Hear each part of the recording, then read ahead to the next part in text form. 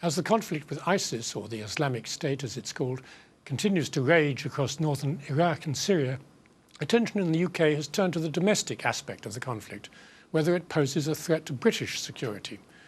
Writing in the Sunday Telegraph, the Mayor of London, Boris Johnson, said that any British citizen going out to Iraq should be presumed guilty until proven innocent and have their citizenship revoked. Johnson said the UK had a choice to make, adding, "We're going to have to make up our minds very quickly about this caliphate and how we deal with these Brits who go off and fight in its name. To take them on will not be easy, and I can see all the arguments for doing little or nothing, letting history take its course." Islam Channel spoke to Amanda Thomas Johnson, a spokesperson at CAGE, the independent advocacy organisation which works to empower communities impacted by the war on terror. I think Boris Johnson's comments were, very dangerous, but also quite surprising. This is someone who appears to want to be Prime Minister of this country, someone who has affirmed British values, but his comments seem to be overturning, the very legal tradition he claims to be trying to uphold. Trying to say that people should be guilty until proven innocent. Yesterday we had Richard Barrett, who was counter-terrorism, counter-extremism chief at MI6 for many years and at MI5 as well. And he came out and said that, there is no proven threat of blowback in this country. This follows a speech by Sir Richard Dearlove, who was the spy chief of MI6. And he said just months ago as well that the threat posed by groups in the Middle East is greatly exaggerated. The government must start to engage with Muslims, not through the lens of counter-terrorism, but through the lens of wanting them to participate fully, in the civil affairs of this country. Well, remaining with me in the studio is Bill Bowring from Birkbeck College, and joining us now is Murad Qureshi, a member of the London Assembly. Welcome to you both. Bill, as a lawyer, tell me, is it possible for somebody to be assumed to be guilty until proved innocent in British law? It's certainly not possible if one wants to be part of international law and the European system. One hopes that Johnson was just flying a kite. But of course, he does tend to speak this way. And if he meant what he said, this is really quite extraordinarily dangerous. This is somebody involved with a government that wants us to leave not only the European Union, but the European Convention on Human Rights. A government which has got furious recently with United Nations human rights commissioners and so on. And that kind of language means that, if true, we get out of the entire international community because simply this is completely beyond the pale.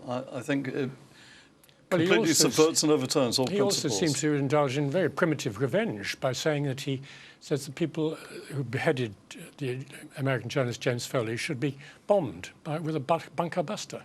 Yes, precisely. So, and this country is already in trouble, actually, from quite a few years ago, arising out of Northern Ireland. One of the set of cases which is still not satisfactorily being dealt with at the European Court of Human Rights is the McCurry series of cases on shoot to kill, where we were and are in serious trouble for executing people without putting them on trial. So we do have a track record, as a matter of fact. And what Johnson says would simply continue that, but much worse, I think. Well, Murad, what about this issue of the so-called threat to Britain? There seems to be an assumption that anybody who goes to join IS in Syria or Iraq is automatically against the British state. Is that legitimate, that line of argument? I don't disagree that IS is taking the Middle East back to the Middle Ages. You don't agree with that? I do agree with that. Right. But to presume that anyone that may be going to Syria is guilty before they get there or anything is proven is beyond any concept of justice that we have in the United Kingdom. If anything, this is as much a war of values, and that's something which I would expect more of the Mayor of London, quite honestly. But in some ways, it's also not surprising. He's a very ambitious man. He's got an eye on the main chance. He wants to be not only leader of the Tory party, he wants to be Prime Minister of this country, and I think he's looking forward to a battle with Theresa May after May 2015. And I think we're just seeing the opening rounds, unfortunately. Well, but on the issue of whether or not ISIS is a threat to Britain, I mean, do you think it is in any sense a threat? I have always thought that the threat from the Middle East has been coming for some time. I just think it's only really been visualised and taken on board by the media with the unfortunate beheading of Mr. Fowley. We've had for the last few years a lot of sectarian violence, and I would suggest we've had that on the streets of London already, unfortunately. I only wish the media had caught up with that before they'd come to this, and now it's affecting other minority groups. So yes, things out there do have an impact on the communities here in London and how they may see themselves in that context. At the same time, we do have a Syrian community here who are naturally concerned about how many of their relatives are affected.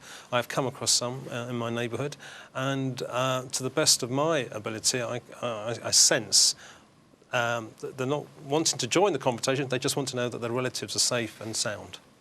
Well, Bill, I mean, what should the security services do when somebody comes back from Syria or Iraq, having been there? The job of the security services is, of course, to meet and counter any actual genuine threat to people in this country, and they have considerable resources. They've been quite successful in doing so. I think the informed opinion says that the laws we have, which are pretty draconian, as a matter of fact, are adequate for the purpose, and informed people are not saying that we need to take these extraordinary steps. I think part of the background, of course, and part of our responsibility is that the situation in Iraq and Syria and now Libya as well is the direct consequence of the intervention by Britain and the United States. So absolutely directly in Iraq. In Syria, we have actually been arming ISIS. You know, they have a whole range of American weapons. How did they get the American weapons? Well, they got the American weapons through all the resources that were put into the opposition to Assad. So I think to present this as an issue that has anything to do with Muslims in this country, or Sunnis for that matter, is absolutely, in some cases, deliberately misleading, as a matter of fact. Well, what about this issue that they're talking about now, Theresa May, of bringing back control orders and so on? Would that be a good idea? Well, it'll bring us into direct conflict with the European Court of Human Rights if it was done in the way that was condemned already, not only in Strasbourg, but in the Supreme Court here. So I think the government, actually, if it continues on that path, is going into a direct confrontation with the judiciary in this country, not for the first time, and also with the European systems. And of course, you know, as we know, a number of them want to get out of those systems. But that has nothing to do with addressing the real terrorist threat. Well, Murad, what about the whole issue of if more and more laws are brought in against Muslims in one way or another? We had the HSBC thing, which we've been discussing many times on this program as well. I mean, is that itself creating an alienation that could eventually lead to violence? I mean, is the government creating the problem that it's trying to solve? There's no doubt feelings by certainly elements of the Muslim communities that they're victims of a lot of events which they're not necessarily in control of. But I do think we've got to see it not just in terms of rights and what have you. We've also got to see it in terms of the realities. The reality is most of the Brits that have gone out there and that have been killed fighting Sunnis and Shias, i.e. this has been more affairs within, amongst and within Muslims and sectarian violence than I think is acknowledged happily. And I think that's a reality that a lot of people don't really face up to and need to kind of come to terms with. And also, if there was another aspect to programmes directed at the Muslim communities, maybe we should have a look again at the prevent programmes. They have been downscaled, and I think they have got a place to play, but the funding to those programmes and their geographical spread have been limited by Theresa May's activities at the Home Office as well as the Treasury. But if somebody notifies the authorities, which I think Moazzam Beg did, for example, that he's going to Syria, should that be give them immunity from arrest automatically, or?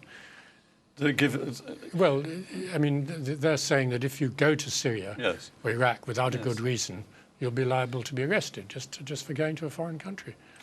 That would be absurd and extremely dangerous, of course. And many people go to Iraq and Syria not because they want to get trained there to come back to Britain, and that seems to be a suggestion. So people go there for all sorts of reasons. And it's not the first time, of course, in history that people from this country have gone to fight in other countries, you know. And there have been references, absolutely correctly, to people going out to fight in Spain before the Second World War, where feelings were also very, very strong. I think with the current situation now, of course, we're in a different world. I think what has been said absolutely correctly is that ISIS is something 21st century, absolutely new, something which people are not properly understanding. And of course, something which, as I said a moment ago, has been actually armed and financed by us in many ways. And I simply think the kind of knee-jerk reaction which we're getting from certain politicians at the moment is no answer at all, as a matter of fact, to the question of how we have a peaceful, integrated community in this country and how we actually face up to our responsibilities in the Middle East, which go back quite a long way. Well, I mean, you talk about Spain. I mean, weren't people going to Libya 3 years ago when NATO was bombing Libya? People were also going to get rid of Gaddafi from this country. Indeed, and we could have, oddly enough, last year, if the Commons had agreed to go along with the Prime Minister's suggestion that we should be actively involved in Syria, could well have found ourselves in bed with ISIS more so than we realise. But thankfully, we didn't go down that road. So yes, in different times and places, Britain as a state, along with NATO and particularly the States, has found itself aligning itself with certain elements. I mean, for example, let's not forget the Afghanistan war when the Soviet Union moved in 1979. I'm old enough to remember that, and we were very keen supporters of the Taliban then and actively encouraged their jihad against the Soviet Union for very strong ideological and Cold War reasons. Well, thank you for that. We've come to the end, really, of tonight's programme. I want to thank my guests, Murad Qureshi and Bill Bowring, and thank you at home for watching. Remember, you can keep up with the conversation on Twitter and with all our tonight's stories by tweeting @Islam Channel and use the hashtag #TheReport. We're back tomorrow evening at the same time. For now, we'll leave you with footage of a candlelit vigil that was held outside the White House last night in memory of the high school student Michael Brown, whose death in a police shooting sparked the recent wave of violence in the suburb of Ferguson in Missouri. We'll be back tomorrow, but until then, good night.